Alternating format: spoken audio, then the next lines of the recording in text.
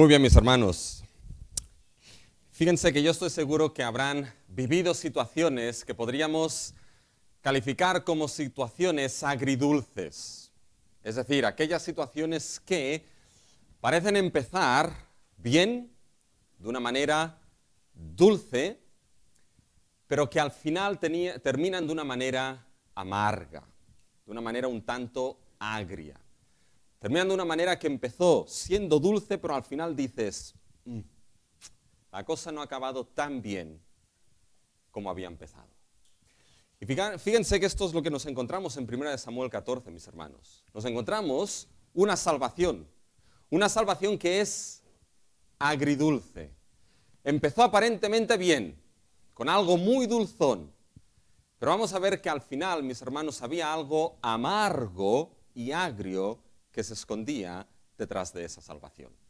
Así que tengan este capítulo 14 del primer libro de Samuel abierto delante de ustedes, mis hermanos, y como bien ha dicho Joan, este capítulo tiene que entenderse juntamente con lo que es el capítulo 13. Si recuerdan, empezó un poquito el capítulo 13 ya esa batalla o esa preparación de la batalla contra los filisteos. Y al final del capítulo 13, si recuerdan, mis hermanos, acabamos en una situación la semana pasada un tanto desesperanzadora, una situación un tanto de desesperanza. ¿Por qué? Porque nos dimos cuenta de que Saúl había desobedecido a la palabra de Dios. ¿Y qué había sucedido entonces? Dios lo había sacado del reino, la dinastía de Saúl fue sacada del reino, Samuel se fue, por lo tanto Saúl se encontró sin la palabra de Dios y después se encontró solamente con 600 hombres. Ahí estaba Saúl y Jonatán en Gabaa de Benjamín solamente con 600 hombres. Y no solamente había acabado de esta manera, sino que recuerden que los filisteos habían empezado una estrategia militar muy concreta. Se habían dividido en 4 guarniciones para cubrir lo que eran las diferentes rutas y carreteras para cerrar a lo que era Israel. Fíjense si van al capítulo 13, mis hermanos, vemos lo que son esas 4 guarniciones en las cuales se dividieron los filisteos. Fíjense en el versículo 17 del capítulo 13. Y salieron merodeadores del campamento de los filisteos en 3 escuadrones. Un escuadrón que marchaba por el camino de Orfa hacia la tierra de Sual. Versículo 18. Otro escuadrón que marchaba hacia Bet-Orón. Y el tercero escuadrón que marchaba hacia la región que mira al valle de Zeboim, hacia el desierto. Y un cuarto escuadrón, en el versículo 23, que fíjense dice, y la guarnición de los filisteos avanzó hasta el paso de Micmas. Por tanto, 4 escuadrones, mis hermanos, que lo que hacían eran cerrar las rutas para los israelitas, y por lo tanto la situación parecía de una desesperanza impresionante. Aparte de esto, los filisteos, recuerden que evitaron que los israelitas pudiesen tener acceso a herreros para afilar sus armas y construir espadas y lanzas. De tal manera que no tenían acceso a ellos, solamente tenían palos, mis hermanos. Por tanto, cuando llegamos al final del capítulo 13, nos encontramos una situación totalmente de desesperanza. Y uno piensa, bueno, ¿va a haber salvación para Israel en esta situación? Y la respuesta es sí. Dios volvió a salvar a su pueblo. Y esto lo vemos en el capítulo 14. Es la salvación que Jehová obró. Fíjense en el versículo 23 del capítulo 14. Es el resumen de esos primeros 23 versículos. Así salvó Jehová a Israel aquel día. Dios ya lo había salvado de Nahash el amonita. ¿Se acuerdan? Aquel que le costaba un ojo de la cara, aquel que sacaba los ojos derechos, mis hermanos. Y ahora Dios vuelve a salvar a su pueblo de sus enemigos, de los filisteos. Ahora bien, mis hermanos, esa salvación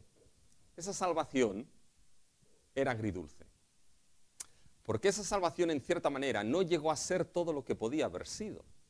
Pero no por Dios, mis hermanos. Porque Dios no falla y nunca fallará en su plan de salvación, sino que fue agridulce por la actitud que Saúl tuvo en relación a ese trabajo redentor y salvador que Dios estaba haciendo a favor de su pueblo.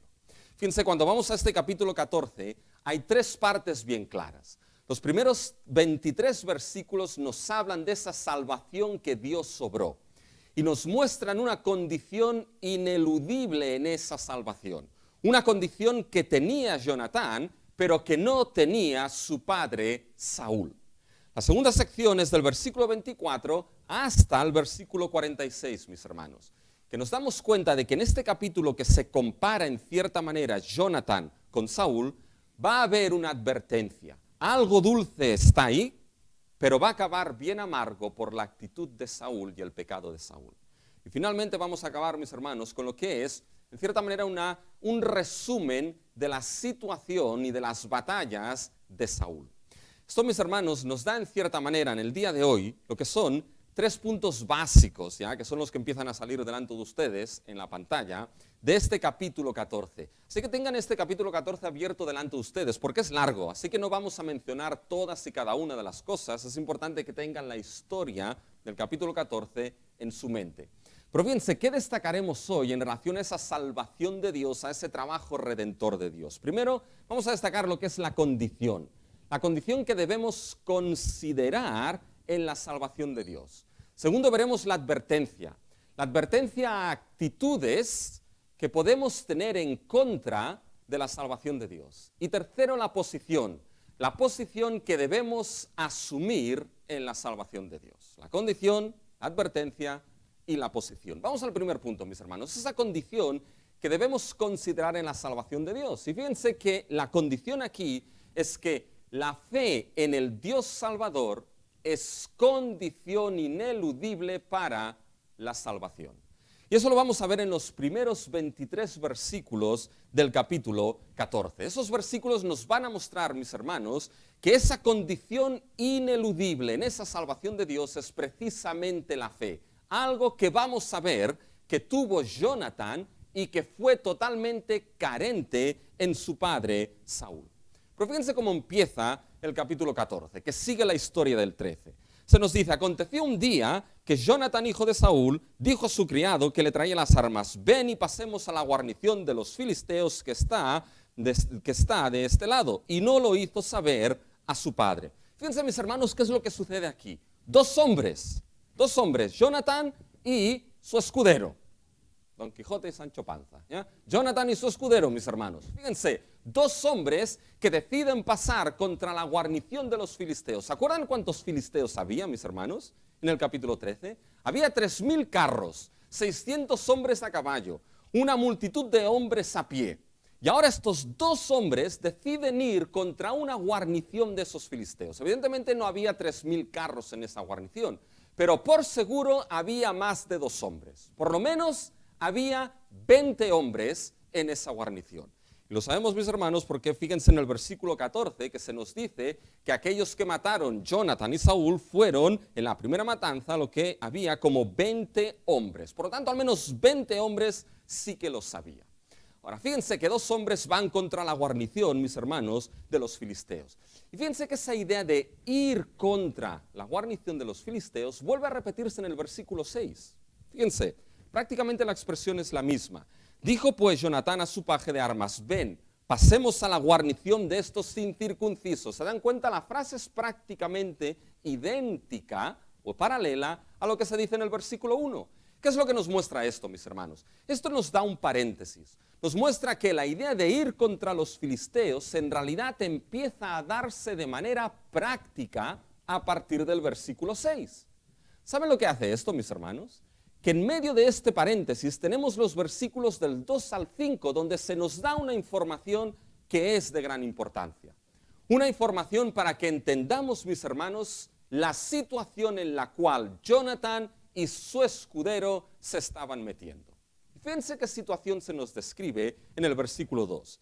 Y Saúl se hallaba en el extremo de Gabaa, debajo de un granado que hay en Migrón. Fíjense, mis hermanos, que la palabra Migrón aquí en realidad es la idea de la era donde se trillaba o donde se aventaba el trigo. Y generalmente esas zonas en las ciudades solían estar en las puertas de las ciudades, a las afueras. Porque para aventar el trigo, ¿qué es lo que necesita? Se necesita, en cierta manera, viento para que cuando el trigo se avienta, sea separado.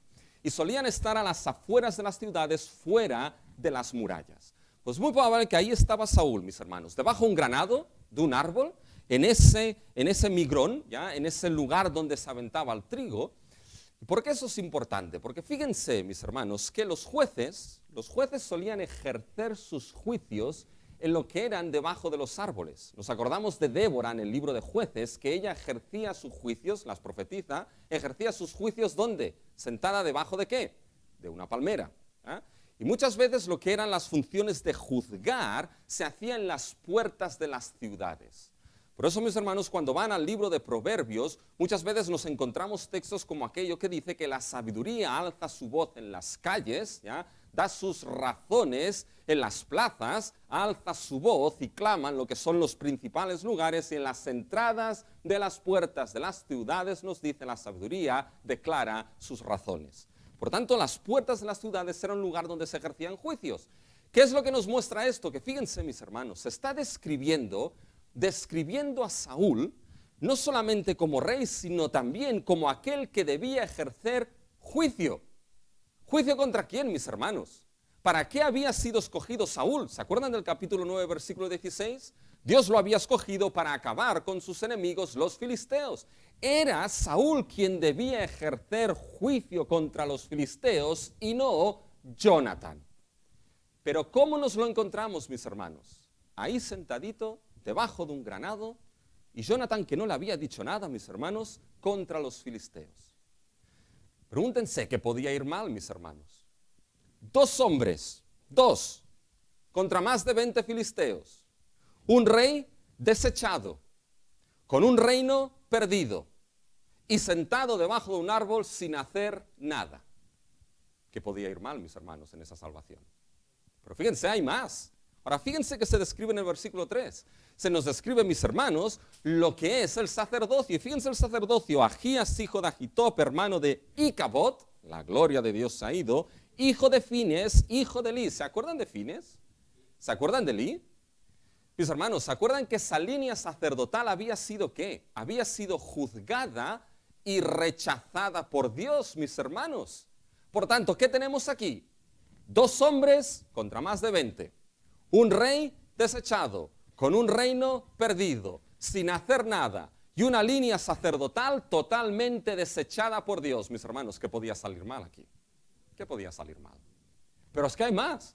Fíjense ahora la descripción geográfica del versículo 4. Se nos dice, mis hermanos, que Jonatán y su paje, su armero, van entre lo que es 2 grandes peñascos, es decir, en medio, en cierta manera, de un valle. Y había 2 grandes peñascos, uno que se llamaba Bosés y el otro que se llamaba Sené. Y posiblemente Bosés significa resbaladizo y Sené lo que es espinoso. Por tanto, no tenían muy buena fama lo que son esos 2 peñascos, ¿ya? Eran bien conocidos. Ahora muchos van, lo que es, uno sube a los picos, ¿ya? Y a veces te ponen planos ahí, donde se dice, mira, y te marcan la Pica de Stats, Puigmal, Finestrella, el Pedraforca, este sale en todas partes, el Pedraforca, ¿ya? Y uno identifica lo que son los montes. Pues posiblemente aquí esos montes, esos peñascos estaban identificados, mis hermanos. Y por medio de esos peñascos iba a pasar Jonatán con su paje. 2 peñascos, mis hermanos, que los situaban en un valle. Y eso era un problema. ¿Saben por qué? Porque siempre la situación y la posición más alta es posición de ventaja. Y sobre todo en lo que son las estrategias militares, las posiciones elevadas son las posiciones de ventaja. Los que están en los valles o en los desfiladeros tienen toda la desventaja. Y por ahí se iban a meter. Por lo que era el Bosés, el resbaladizo, y Sené, el espinoso. Y es muy probable, mis hermanos, que el campamento de los filisteos estuviese en la parte alta, porque fíjense que se nos dice, subid a nosotros. En el versículo 13 se dice que Jonatán fue trepando con sus manos y sus pies, por lo tanto tenían que subir a una posición más alta. Piensen ahora, mis hermanos, piensen ahora, 2 hombres contra más de 20, con un rey desechado, con un reino que lo había perdido, sin hacer nada, con un sacerdocio desechado, en medio de un desfiladero, entre el espinoso y entre el resbaladizo, y con los filisteos en una posición más alta, mis hermanos. ¿Qué podía ir mal aquí? ¿Qué podía ir mal? ¿Saben lo que podía ir mal? Todo podía ir mal, mis hermanos. Todo podía salir mal en esta situación. Todo, absolutamente todo. Cometí el error, mis hermanos, en las rebajas de comprarme un cinturón. Un cinturón de esos modernos que no tienen agujeros. que puedes ponerlo donde quieras, ¿ya? Pero cometí el error de que ese cinturón, mis hermanos, ¿ya? Era primero en tiempo de rebajas. Segundo, nadie sabía de dónde venía ese cinturón. Y tercero, valía solamente 3 euros ese cinturón. Mis hermanos, ¿qué podía salir mal? ¿Ya? Pues saben que todo salió mal con ese cinturón, mis hermanos, porque no aguantó ni una semana ese cinturón y al cabo de la semana ya se destrozó de arriba abajo completamente. Pues saben, esa información del capítulo de los versículos del 2 al 5 nos está precisamente diciendo esto, la Biblia. Nos está mostrando lo que es la situación en la cual Jonathan y su armero se estaban poniendo y nos está diciendo que era una situación donde no podía haber victoria, donde no había salvación, donde todo, absolutamente todo, podía salir mal.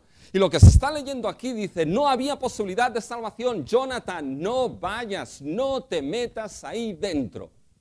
Y entonces llegas al versículo 6 como lector y ¿qué encuentras? A Jonathan diciendo, dijo pues Jonathan a su paje, ven, pasemos a la guarnición de los incircuncisos, mis hermanos. Y uno piensa aquí, solo hay 2 posibilidades. Una, o que ese hombre era muy necio, o 2, que había algo vital en su vida para hacer esto. Una condición ineludible para acercarse. Y lo que había, mis hermanos, en la vida de Jonathan era la condición ineludible de tener fe en el Dios que salva. Y fíjense que esta fe, mis hermanos, se muestra 3 veces en ese texto. En el versículo 6 es claro, quizás haga algo Jehová por nosotros, pues no es difícil para Jehová salvar con muchos o con pocos. Fíjense en el versículo 10, Jehová los ha entregado en nuestra mano. Versículo 12, sube tras mí porque Jehová los ha entregado en manos de Israel. ¿Se dan cuenta, mis hermanos? Aquí Jonathan tenía la condición ineludible, la confianza en que aún en la situación que era totalmente desesperada y contraria, mis hermanos, en una casa de apuestas, todas las apuestas hubiesen ido a los filisteos sin ninguna a Jonathan. Pero mis hermanos, Jonathan tenía esa condición ineludible para la salvación, que es precisamente fe en el Dios que salva. Pero no cualquier tipo de fe. No tenía una fe, mis hermanos, manipulativa. No era la fe como Israel cuando trajo el arca en medio del campamento. Traemos el arca y así el Señor seguro que nos salvará y nos bendecirá. No era una fe manipulativa que podía pensarse que forzaría a Dios a salvarles en esa situación. No era ese tipo de fe, mis hermanos. No era una fe que pensaba, bueno, si creo, seguro que el Señor me va a salvar. No era esto, mis hermanos. Era una fe que primeramente estaba totalmente sometida a la soberanía de Dios en la salvación. Una fe que entendía, mis hermanos, que Dios no está forzado a salvar, pero que Dios tiene el deseo de salvar. Que Dios no está forzado a salvar, pero que Dios tiene la voluntad de salvar a los suyos. ¿Y dónde lo vemos esto? Fíjense en la frase del versículo 6.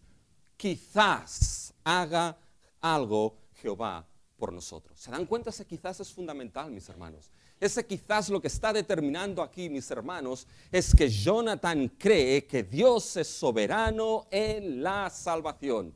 Que Jonathan, mis hermanos, creía que Dios no estaba forzado a salvar. Quizá Dios pueda hacer algo por nosotros. Quizá Dios, mis hermanos, pueda salvar. ¿Por qué? Fíjense, Jonathan sabía que Dios no estaba forzado, pero tenía el deseo y la voluntad de salvar. Porque esa fe de Jonathan, mis hermanos, creía en otra cosa. Estaba depositada en Dios. Y que Dios es el que es capaz y tiene todo el poder para salvar con mucho o con poco. Fíjense cuando dice en el versículo 6, quizás haga algo Jehová por nosotros, pues no es difícil, literalmente Dios no está restringido, Dios no está limitado para salvar con muchos o con pocos. Si Dios tiene la voluntad y el deseo de salvar, lo va a hacer con muchos o con pocos, mis hermanos. Y fíjense que la fe aquí de Jonathan está puesta sobre Dios, no estaba puesto sobre él mismo. No estaba puesto creyendo que era su fe la que lo salvaría, ni su acto de creer lo que lo salvaría. Porque no era su fe ni el acto de creer lo que iba a salvar a Jonathan, sino el Dios que salva, el Dios salvador. Fíjense lo que está diciendo un poquito Jonathan aquí, mis hermanos, es que parafraseando decía, Dios es el que puede salvar. Dios es el que tiene la soberanía de salvar si Él así lo desea y tiene ese deseo y esa voluntad y creo que Dios puede salvar. La pregunta es, ¿cómo sé que Dios salva y tiene ese deseo? Bueno, armero mío, lo sabremos cuando nos pongamos por fe en las manos del Dios que salva. Ahí sabremos y conoceremos a nuestro Dios Salvador. Pero alguien podría decir, pero bueno, Rubén, mucha fe, pero le puso una prueba a Dios, Jonathan. ¿Se fijan? Le puso una prueba. Dice, bueno, vamos a ver, vamos a hacer esta prueba. Si cuando llegamos ahí nos mostramos delante de los filisteos, entonces ellos vienen a nosotros, quiere decir que no se fían, no vayamos. Pero si nos dicen subid, entonces será señal de que Dios nos los ha entregado en sus manos. Bueno, mucha fe, pero le puso una prueba. Pero cuidado, mis hermanos, porque hay pruebas, ¿saben qué? Hay pruebas que surgen de la incredulidad de uno. Y hay pruebas que surgen de que verdaderamente uno confía en el Dios que salva. Y la línea entre estas dos pruebas, mis hermanos, es una línea muy fina. Hay aquellas pruebas que pueden ponerse, mis hermanos, porque a veces quizá no creemos que Dios pueda hacer esto y se pide la prueba, no para demostrar que Dios lo haga, sino para sacar la incredulidad que hay en la vida de uno. Bueno, eso es tentar a Dios. Y esto no es, mis hermanos, lo que aquí estaba pasando con Jonathan. Jonathan creía en ese Dios que es soberano para salvar y que puede salvar, mis hermanos. Y en base a esa fe es que ahora Jonathan, mis hermanos, le pide a Dios que su voluntad sea mostrada en base a esta confianza. Fíjense, mis hermanos, ¿qué es lo que sucedió? Bueno, le dijeron, subid a nosotros. Fíjense que se burlaron un poco los filisteos. Fíjense en el versículo 11. Se mostraron pues ambos a la guarnición de los filisteos y los filisteos dijeron, he aquí los hebreos que salen de las cavernas donde se habían escondido. ¿Se acuerdan que se escondieron los filisteos, los hebreos? Ahí salen los hombres de las cavernas, los escondidos aquí. Subid a nosotros. Y eso fue una señal precisamente para Jonathan. Dios los ha entregado en nuestra mano, Dios los ha entregado en la mano de Israel. Y es muy gráfico lo que aparece. Empieza a trepar Jonathan con manos y pies, mis hermanos, y los que le van ahí saliendo, venga, les va dando y van cayendo, y el armero que va detrás los va matando, mis hermanos. Hasta 20 hombres cayeron. ¿Qué podía salir mal, mis hermanos? ¿Saben lo que podía salir mal? Nada podía salir mal. Porque Dios es quien obró la salvación. Pero obró la salvación, mis hermanos, bajo una condición ineludible que no puede perderse de vista aquí, la condición ineludible de fe en el Dios que salva. Porque, mis hermanos, una de las cosas que vamos a ver ineludible en la salvación, que Dios ha puesto en esa salvación que obra, es la condición de creer en el Dios que obra la salvación, con muchos o con pocos. Porque si esa condición ineludible de fe no está allí, lo siguiente, mis hermanos, es que la falta de fe en un Dios salvador es algo nulo en la salvación. Y eso nos lo encontramos en su padre Saúl. Fíjense, antes de cerrar este primer punto, mis hermanos, así a modo de aplicación, fíjense qué es lo que sucedió con esa victoria de Jonathan y de su armero. Acabaron con 20 y creó pánico en ese campamento, en esa guarnición de los filisteos. Fíjense cómo hubo pánico, cómo hubo confusión. Fíjense cómo estas palabras se repiten varias veces. Fíjense el versículo 15. Y hubo pánico en el campamento. Hubo consternación en el campamento. Fíjense el versículo 16. Y los centinelas de Saúl vieron desde Gabá de Benjamín como la multitud estaba turbada. Si van al versículo 19, alboroto. En el versículo 20 vuelve a aparecer esa idea de turbación, alboroto, consternación. Y fíjense que aquí, mis hermanos, que entonces los centinelas lo vieron y le dicen a Saúl, oye, algo pasa. ¿Y qué es lo que hace Saúl? Bueno, Saúl pasa revista. ¿Quién falta que ha hecho esto? Falta Jonathan y su armero. ¿Y qué es lo que entonces pide aquí Saúl? Traerme el arca de Dios. Fíjense, mis hermanos, en el versículo 18. Y Saúl dijo a Agías, trae el arca de Dios, porque el arca de Dios estaba entonces con los hijos de Israel. Acuérdense que en 1 Samuel 7 vimos que el arca había llegado a la ciudad de Kiriat Jearim. Pero de alguna manera ahora había sido llevada a la capital del reino, que era Gabaa de Benjamín. Ahí estaba el arca. Dice, traedme el arca. Y fíjense, mis hermanos, que es muy probable que Saúl pidiese esto Porque había algo importante en la ley. En la ley de Dios, mis hermanos, en Deuteronomio 20, los versículos del 1 al 5, Israel no podía salir en batalla contra un enemigo muy superior a él sin que el sacerdote diese ciertas palabras antes de que Israel saliese en batalla. Fíjense en Deuteronomio capítulo 20, del versículo 1.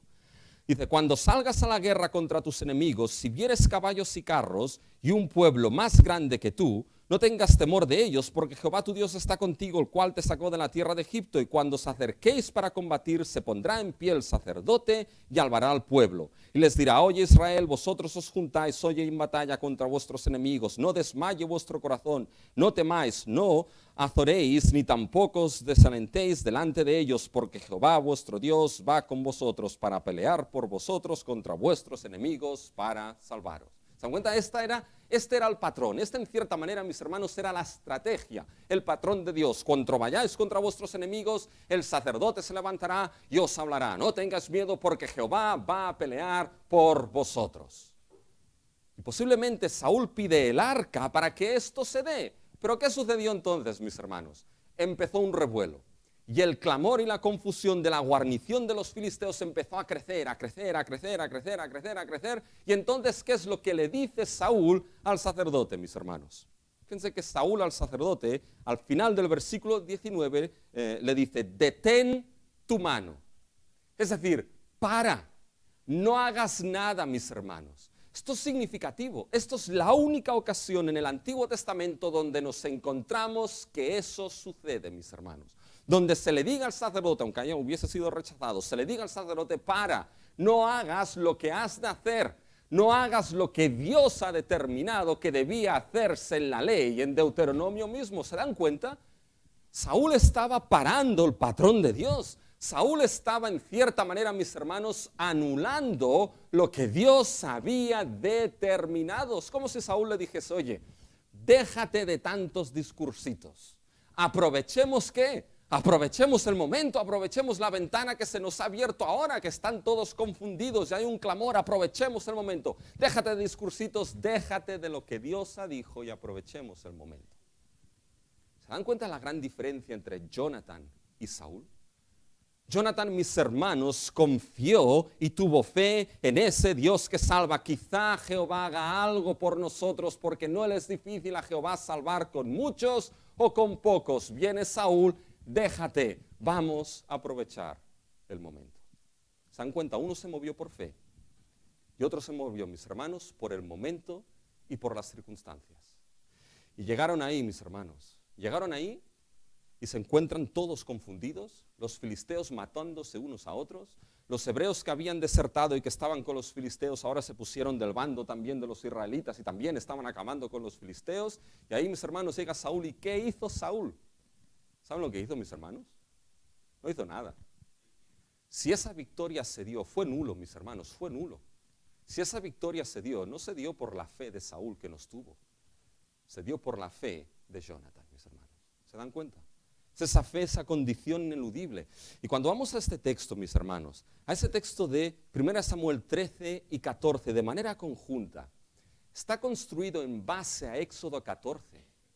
Cuando Israel estuvo también en una posición, mis hermanos, entre el peñasco de Bosé y Sene, pero entre el mar y los carros de Faraón.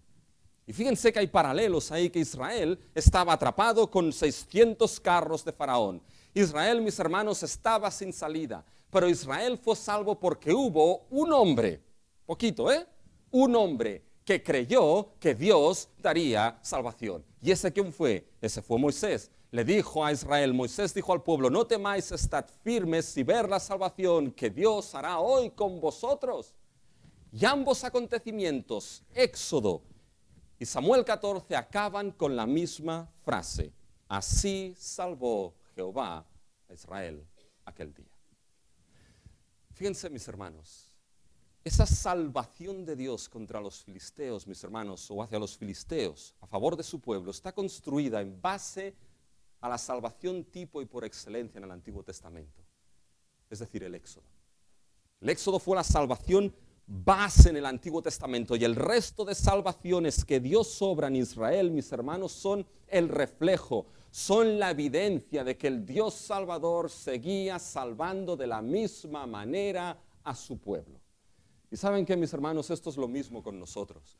Porque la gran salvación que nosotros tenemos, el gran éxodo que Dios nos ha dado, mis hermanos, es la salvación que Dios nos ha dado por fe en nuestro Señor Jesucristo. Y a lo largo de toda la historia de la Biblia, mis hermanos, la condición ineludible para la salvación es creer en el Dios Salvador. Es creer en aquel que Dios ha dado para salvación, que es nuestro Señor Jesucristo. Y es creer con la misma fe que Jonathan creyó, mis hermanos.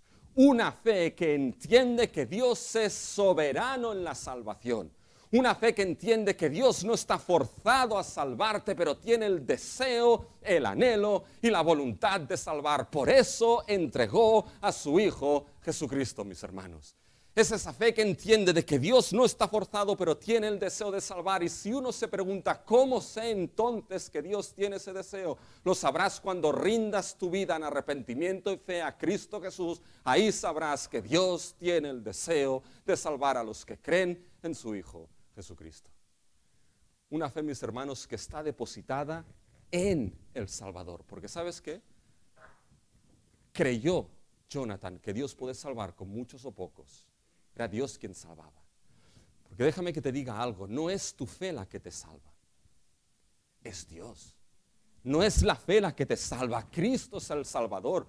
No es el acto de creer el que te salva, es Cristo quien salva. Porque, mis hermanos, nuestra fe será zarandeada en más de una ocasión. Nuestra fe dudará en más de una ocasión. Mis hermanos, pero nuestro Salvador no es zarandeado. Nuestro Salvador no duda. Nuestro Salvador es aquel que salva de manera plena.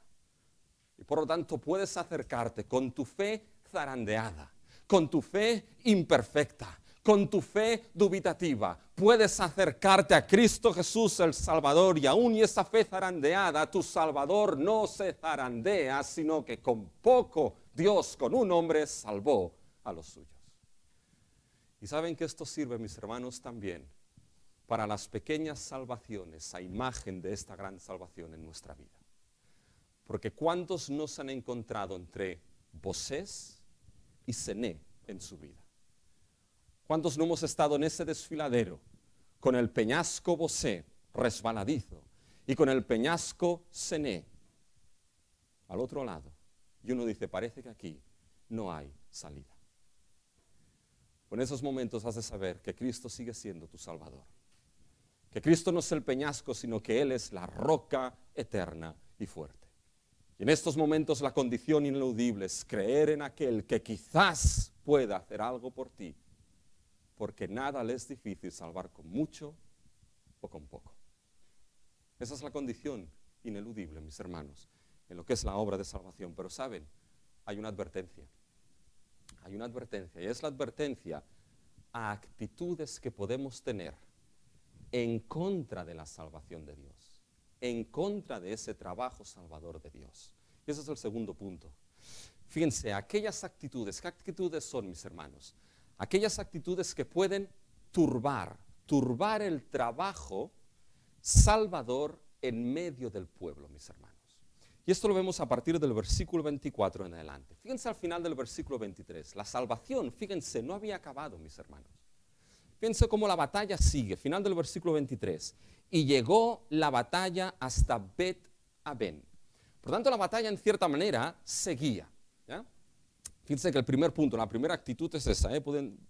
Aquellas actitudes que pueden turbar, ¿ya?, ese trabajo salvador en medio del pueblo. Por tanto, fijaros, la salvación podía ir a más, no solamente aquella guarnición, podía llegar a más y como un huracán acabar con todo el territorio, mis hermanos, de los filisteos. Jonathan lo reconoce, fíjense al final del versículo 30, lo que dice: ¿no se habría hecho ahora mayor estrago entre los filisteos? La respuesta es sí, se hubiese podido hacer mayor estrago. La pregunta es, ¿por qué no llegó ese estrago? Mis hermanos, no llegó porque Dios fallase en la salvación, lo veremos. no llegó por la actitud que Saúl tuvo a ese trabajo salvador que Dios estaba haciendo a favor de su pueblo. Y eso me llama la atención, mis hermanos, porque nuestra actitud tiene responsabilidad en el trabajo salvador que Dios hace.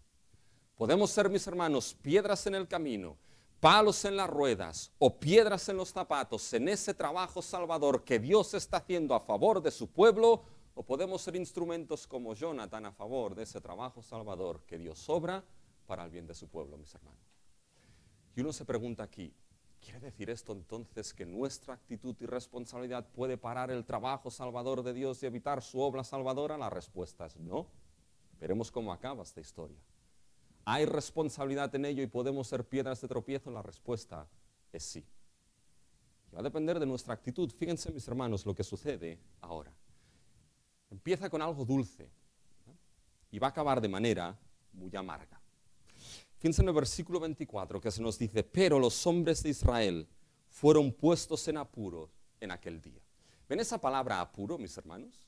Es la misma palabra que aparece en el capítulo 13, versículo 6. Ahí la tenemos traducida de manera distinta. Ya la tenemos traducida, fíjense, mis hermanos, como en estrecho. Estaban puestas en estrecho, pero originalmente es la misma palabra, en apuro.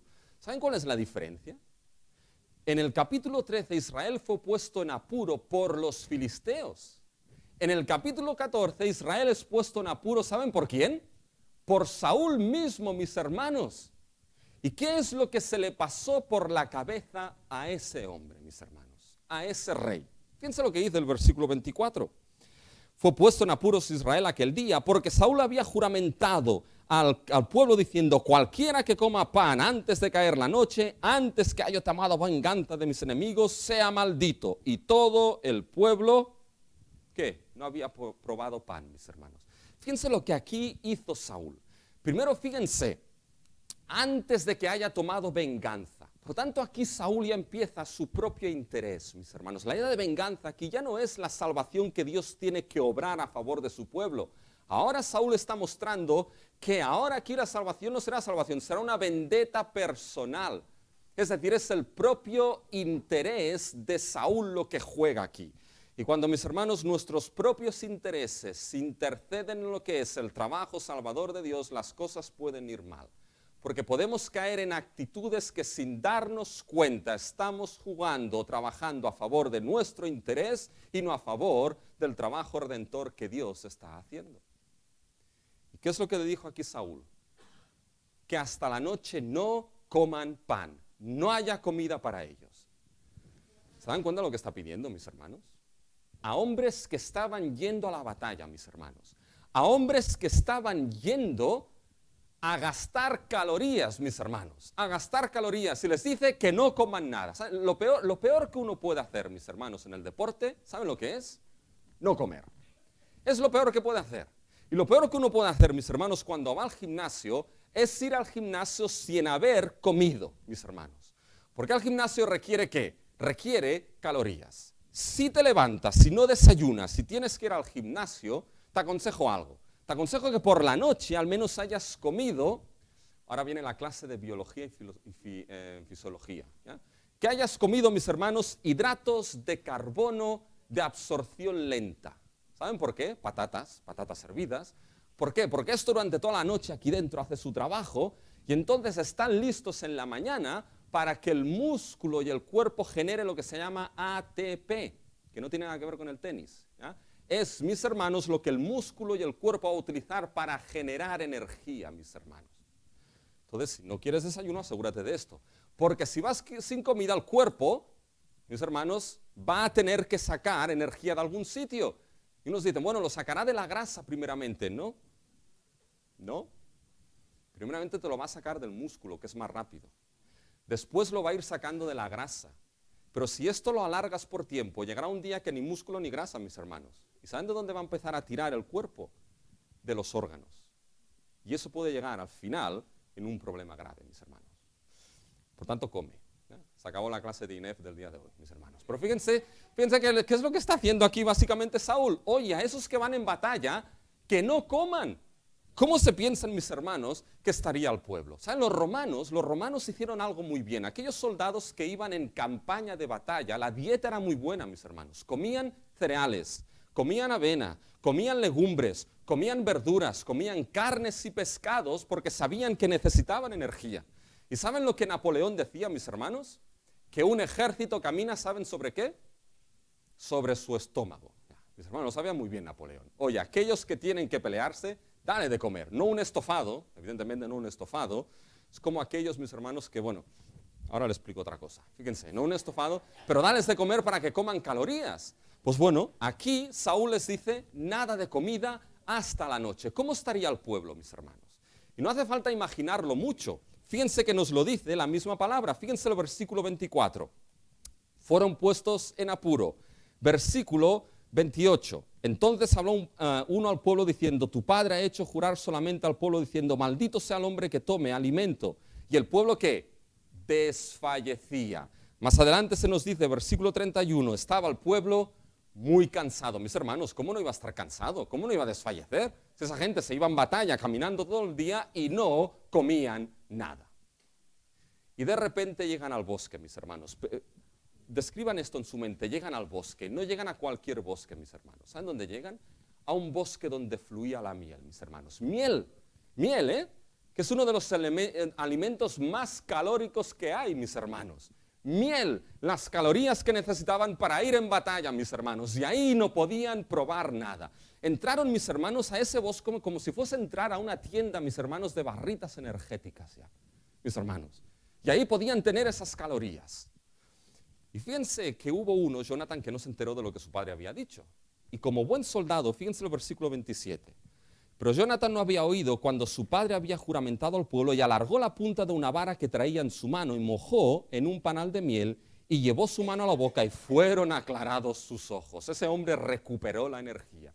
Y fue buen soldado porque no se paró a comer, mis hermanos. Los que iban en batalla no se paraban a comer, sino que tenían que comer un poquito, mis hermanos, para seguir caminando yendo a la batalla. Es como aquellos que van a hacer excursiones a la montaña. Algunos de por aquí, medio locos, a veces nos vamos a la montaña. Pues evidentemente uno no va con un plato de estofados, mis hermanos, que lleva frutos secos, barritas energéticas, ¿ya? Solamente he visto a uno que va con un pastel de limón, mis hermanos. Muy bueno, por cierto, muy bueno. Pero uno lleva, mis hermanos, lo que son frutos secos, lleva cosas que le den calorías. Pues bueno, esto estaba ahí y ellos no podían comer, pero ahora va aquí Jonatán y come, mis hermanos. Y fíjense que entonces fueron abiertos sus ojos y se le acerca a uno y le dice, ¿no sabías que tu padre dijo que esto no podía hacerse? Ya, papá ha dicho que no. ¿Y cómo responde aquí Samuel? Fíjense, mis hermanos, en el versículo 29, porque la respuesta aquí es importante.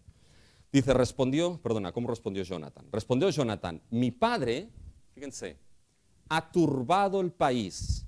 Vete ahora cómo han sido aclarados mis ojos por haber gustado un poco de esta miel. Cuanto más si el pueblo hubiese comido libremente hoy del botín tomado de sus enemigos, ¿no se habría hecho ahora mayor estrago entre los filisteos?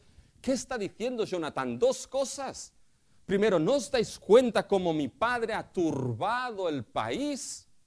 ¿Ha turbado a Israel con esa decisión? Y segundo, si se hubiese comido del botín de los filisteos, si hubiese habido calorías, ¿no hubiese sido mayor esa victoria? La respuesta es sí.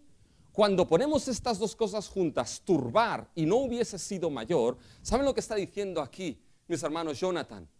Que, mis hermanos, esa salvación, esa victoria no llegó a su máximo esplendor por la actitud que tuvo Saúl, su padre.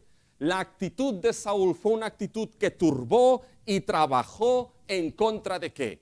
Trabajó en contra del trabajo salvador que Dios estaba haciendo a favor y para el bien de su pueblo. Y eso era pecado.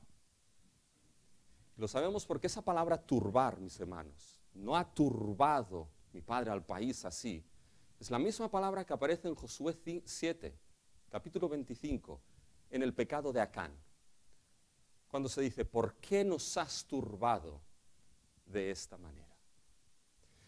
El pecado, mis hermanos, aquí de Saúl, ¿saben cuál era? El pecado de Saúl, mis hermanos, es que por su necedad, por su locura, por su propio interés, por su actitud, trabajó en contra del trabajo salvador que Dios hacía en medio de los suyos. Y mis hermanos, esto realmente implica una reflexión seria a cada uno de nosotros. Una reflexión seria a nivel personal, porque debo reflexionar dónde están mis intereses. Y si hay actitudes en mi vida que pueden ser actitudes que turban y trabajan en contra del trabajo redentor que Dios está haciendo a favor de su pueblo, debes reflexionar personalmente dónde están tus intereses y si tus actitudes, quizá algunas de ellas, es palos en las ruedas o piedras en el camino contra el trabajo que Dios está haciendo a favor de su pueblo. Porque mis hermanos, ¿saben cuál es el trabajo, la obra de Dios que Él está haciendo a favor de los suyos? Es que a través, mis hermanos, del Evangelio de nuestro Señor Jesucristo, Dios está redimiendo a un pueblo para sí mismo. Dios está edificando a su iglesia a nivel del mundo, pero también las congregaciones locales, mis hermanos. Y ciertamente, como Nehemías, siempre habrá Sanbalats, Tobías y Gesens que se oponen a la obra que Dios está haciendo en medio de su iglesia. Pero debemos preguntarnos y reflexionar si mis actitudes quizás son como Saúl, en contra de lo que Dios está haciendo. Eso es una reflexión personal y una reflexión congregacional. Porque esas actitudes que turban están relacionadas con otra actitud, mis hermanos. Y es esa actitud que nos ciega al daño de nuestro propio pecado, mis hermanos. Esa ceguera al daño que nuestro pecado puede hacer. Fíjense, y esto lo vemos en los versículos del 31 al 46, mis hermanos. ¿Qué es lo que sucede? Bueno, esos que fueron en batalla, ¿saben qué hicieron, mis hermanos? Empezaron a comer del botín de los filisteos. Y empezaron a comer carne ahí, mis hermanos, carne con sangre. Y viene, mis hermanos, aquí uno y le dice a Saúl, oye, los hombres están comiendo carne con sangre. Y eso era un problema. Comer morcillas en aquel tiempo era un problema, mis hermanos. ¿Saben por qué? Porque la ley no lo permitía. Ya desde Génesis 9, en el versículo 6, en el versículo 4, Dios establece que no se podrá comer carne con su vida, que es su sangre. En el Levítico la ley refuerza esto y se dice que no se puede comer carne con sangre. ¿Por qué no se podía comer carne con sangre, mis hermanos? Por lo que dice Levítico 17:11. Dice lo siguiente: porque la vida en la sangre está, y yo os la he dado para hacer remisión sobre el altar por vuestras almas, y la misma sangre hará expiación. Que la vida esté en la sangre, mis hermanos, tiene que ver con la idea de redención y de sacrificio. Una víctima inocente, la cual cargaba los pecados del culpable. Y esa sangre del sacrificio que era derramada, mis hermanos, significaba que aquella víctima inocente se había llevado el castigo del culpable. Y el inocente moría en lugar del culpable y el culpable salía que libre y perdonado. Por eso esa sangre, en la sangre está la vida, en la idea de redención. Y esto se cumple cuando vamos, mis hermanos, al último, definitivo y pleno sacrificio, que es el sacrificio de nuestro Señor Jesucristo. Ese sacrificio y esa sangre fue derramada una vez por todas y para siempre. Y el Cordero de Dios que quita el pecado del mundo, la víctima inocente, derramó su sangre a favor y en lugar de los suyos, nosotros los pecadores, mis hermanos. Y aquella sangre derramada limpia todo pecado y nos da vida y vida en abundancia en Cristo Jesús por medio de la fe en Él. Debe creerse, condición ineludible. Por tanto, mis hermanos, en el Nuevo Testamento ya pueden comer morcillas. Pueden comer morcillas. Y si creen entonces que comer morcillas está en contra de su conciencia, pues no coman morcillas. Y dejen comer a aquellos que sí pueden comer morcillas, mis hermanos. ¿Se dan cuenta? Pero fíjense, eso es lo que sucede aquí. Pero en el Antiguo Testamento, eso, mis hermanos, era pecado. Por eso Saúl dice, bueno, traerme ahora aquí una piedra, hagamos sacrificio y comer carne sin sangre para que no pequéis. Por tanto, habían pecado. Habían pecado, ¿sí o no? Pero creo que ese es uno de los casos de misericordia quiero y no sacrificio. Como David, que entró y comió de los panes de la proposición cuando se estaban muriendo de hambre. La pregunta aquí, mis hermanos, es en realidad, ¿quién pecó aquí realmente? ¿Esos hombres o el problema estaba en otro sitio. Porque ¿saben lo que hace ahora Saúl, mis hermanos? Saúl dice, fíjense en el versículo 36, después de esos sacrificios, dijo Saúl, descendamos de noche contra los filisteos y saqueemos hasta la mañana y no dejaremos de ellos ninguno. Y ellos dijeron, haz lo que bien te pareciere. Dijo luego el sacerdote, escuchen, acerquémonos aquí a Dios. ¿Se acuerdan que les he explicado que antes de ir en batalla el sacerdote tenía que hablar? Pues bueno, aquí ya Saúl ya ni piensa en el sacerdote. Dice, oye, acerquémonos, y el sacerdote tiene que decirle, oye, espera, que tengo que hablar primero, según Deuteronomios, que ya te has olvidado. Fíjense dónde está entrando Saúl, desobedeciendo la palabra, haciendo sus propios intereses, ahora anulándola, ahora ni la considera. Dice, ok, muy bien, que hable Dios. Preguntan, ¿y qué responde Dios, mis hermanos, a Saúl? Fíjense en el versículo 37. Y Saúl consultó a Dios, descenderé tras los filisteos, los entregaré en mano de Israel, mas Jehová no le dio respuesta aquel día. Ese silencio de Jehová es significativo, mis hermanos, porque muestra aquí que ya Jehová no estaba con Saúl. Ahora, ¿qué es lo que interpreta Saúl, mis hermanos? ¿Saben qué interpreta? Bueno, aquí hay un problema, hay un pecado y por eso Dios no habla. ¿Dónde está el pecado? Pueblo, venid para acá, vamos a dividirnos. Pueblo a un lado, Jonathan y Saúl al otro. Bien, echemos suertes, posiblemente con el Urim y el Tumim. ¿Dónde caen las suertes? Sobre Saúl y Jonathan. Ajá, aquí está el problema. Claro, seguro que estaría ahí Saúl diciendo, el problema no está en mí. Seguro que no. Echan suertes. ¿Cae el problema sobre quién? ¿O la suerte cae sobre quién? Sobre Jonathan. Y ahí va Saúl y dice, dime qué es lo que has hecho. Y Jonathan responde, comí miel. Y mis hermanos, fíjense al final del versículo 43, que Jonathan dice, ¿por esto he de morir por haber comido miel? Ese he de morir es significativo. Pues ¿saben lo que Jonathan en realidad está diciendo aquí, mis hermanos? Dice, ¿de verdad, padre, que tengo que morir por eso? ¿De verdad que tengo que morir por haber comido miel? ¿No te das cuenta que el problema no está en que yo comiese miel, sino que está en la decisión que tú tomaste? ¿No te das cuenta que el problema no está en mí, sino que el problema está en ti, Padre? ¿No te das cuenta que la situación en la que hemos llegado no es porque yo comiese miel, sino por la decisión que tú tomaste y la actitud que tú tuviste? ¿No te das cuenta de tu pecado, Padre? ¿Y cómo responde el Padre? Ciertamente morirás. Bueno, no dice esto, dice, pero aquí no hay escape. ¿Saben qué imagen se me da, mis hermanos, aquí de Saúl? No sé si han visto El Señor de los Anillos, la última película, El Retorno del Rey. Ese rey al final de la película de Minas Tirith, mis hermanos, que está totalmente perturbado y loco, que envía a su hijo a una batalla con orcos con 4 caballitos allí. Y vuelve su hijo medio muerto y el rey ahí llorando dice, y su hijo estando vivo, el rey entra en una espiral de turbación y quiere quemar a su hijo cuando está vivo. Le dicen, que está vivo, pero da igual, se lo quiere llevar por delante y quiere quemarlo, mis hermanos. Pues aquí Saúl entra, mis hermanos, en la misma espiral. ¿No te das cuenta? Jonathan lo vio, ¿no te das cuenta? El pueblo lo vio, versículo 45, vive Jehová, que no ha de caer un cabello de la cabeza de Jonathan, pues hoy ha actuado con Dios. El pueblo lo veía, no está el problema en Jonathan. ¿Quién no veía nada aquí, mis hermanos? Saúl. ¿Se dan cuenta que ciego era a su propio pecado? Y mis hermanos, debemos tener bien presente que no seamos ciegos a nuestros propios pecados, que pueden turbar esa obra salvadora, mis hermanos, de Dios en medio de nosotros. Porque al fin y al cabo, ¿saben qué? Todos tenemos puntos ciegos, mis hermanos.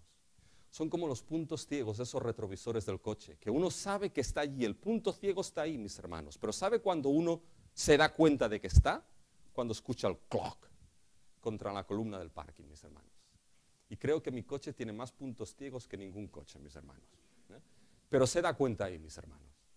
Y fíjense que debemos tener cuidado, mis hermanos, de no ser cegados a esa locura de Saúl, la cual quizá pueda estar también en nuestras vidas.